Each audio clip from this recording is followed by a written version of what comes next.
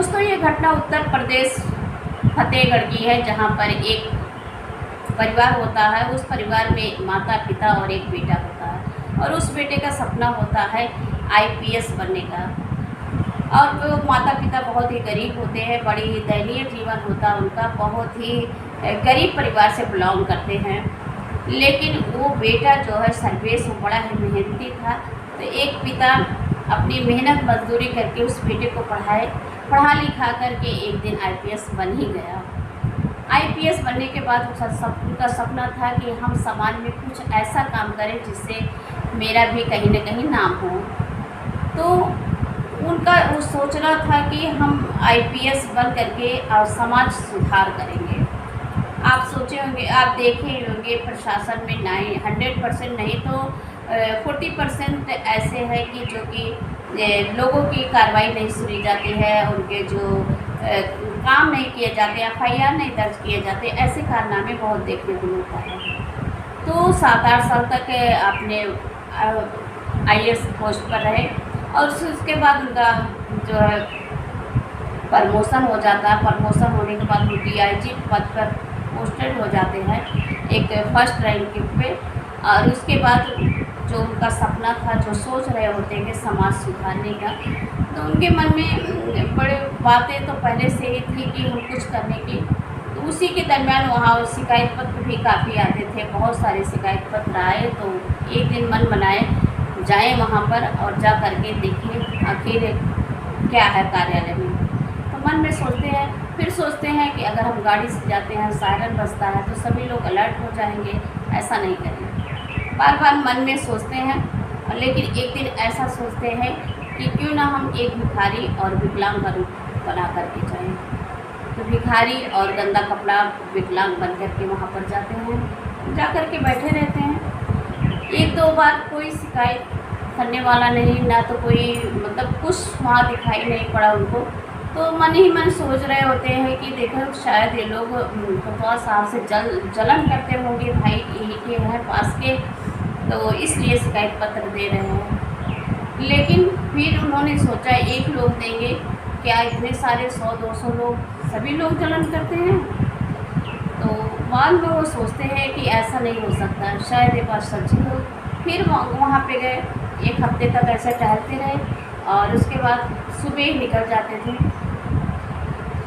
उस दिन एक कपल परिवार आता है जो कि बड़ा लड़ाई झगड़ा में मतलब खून खच्चर हो गया होता है, और आकर के वहाँ पर गिड़गिड़ाने लगता है।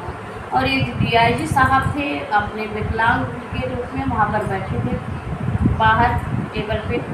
और फिर एक मजाक करता है उसी में का कांस्टेबल, अरे भाई तुम यहाँ क्या। तो बड़े ही उससे कहते हैं कि साहब यहीं पर हम बैठे हैं, क्योंकि बाहर बड़ा शोरगुल है, इसलिए हम यहाँ पे बैठे हैं, बैठ सकते हैं नहीं। कांस्टेबल कहता है अच्छा बैठ जाओ। वैसे तो विकलांग का रूम भी बनवाया है अंदर, चाहो तो वहाँ बैठ सकते हो।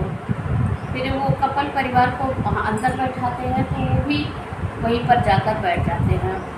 और कहते हैं कि वो लोग कपल परिवार कहता है साहब मेरा शिकायत लिख दो, क्योंकि हम लोग को पत्थरबाजी कर रहे हैं, मारने की धमकी दे रहे हैं। तो कांस्टेबल कहता है देखो अभी साहब 10 बजे आने का टाइम है, आते होंगे लिख लीजिएगा। लेकिन जैसे ही साहब आते हैं वहाँ पर थाने पर, कपल परिवार गिर जाता है, गिड़गिड़ाने लगता है कि साहब मेरा एफआईआर लिख लिया जाए, दर्ज कर लिया जाए मेरा शिकायत। लेकिन वो साहब जो हैं हड़का देते हैं, कहते थे जाओ सुबह आना।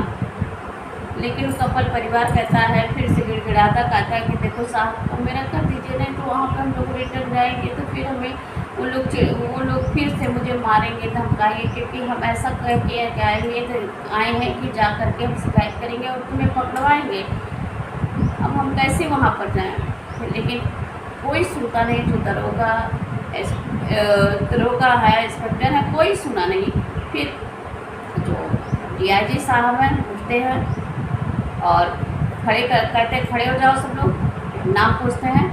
ये सब सुन करके वो लोग दंग रह जाते हैं, एक भिखारी एक विकलांग ऐसे बात कर रहा है, इसकी लैंग्वेज तो देखो। फिर अपने आइडेंटिटी कार्ड दिखाते हैं, सभी लोग खड़े हो जाते हैं, सन्न रह जाते हैं। सैल्यूट मारते हैं, जय हिंद सर, और फिर उन लोग को तुरंत ही लाइन हाजिर कर दिया जाता है और उस कपल परिवार की पूरा जाते हैं वहाँ पे मामला सॉल्व करते हैं उनके घर पर। तो दोस्तों, क्या ये डीआईजी साहब अच्छा किए? जो उनका बचपन से था कि हम कुछ समाज में करें, तो आज उन्होंने वो काम कर दिखाया। तो दोस्तों, इस वीडियो में आप सभी को क्या कहना है, अपनी राय दीजिए और इस वीडियो को ज़्यादा से ज़्यादा शेयर करिए और अपनी कड़ी मेहनत से और अपने लगाव से, अपनी सूझबूझ से आज ये डीआईजी बन गए। और ऐसी कड़ी मेहनत के साथ अगर कोई भी कड़ी मेहनत से जुड़ेगा तो कामयाबी जरूर पाएगा। तो दोस्तों, ये कहानी सुनाने का मतलब ये नहीं है कि किसी का दिल पे ठेस पहुँचे। इस कहानी सुनाने का मतलब ये होता है, ये है कि ये जो हमारा समाज है जागरूक है। तो दोस्तों, इस वीडियो को ज़्यादा से ज़्यादा शेयर करिए। चैनल में नए हैं तो चैनल को सब्सक्राइब जरूर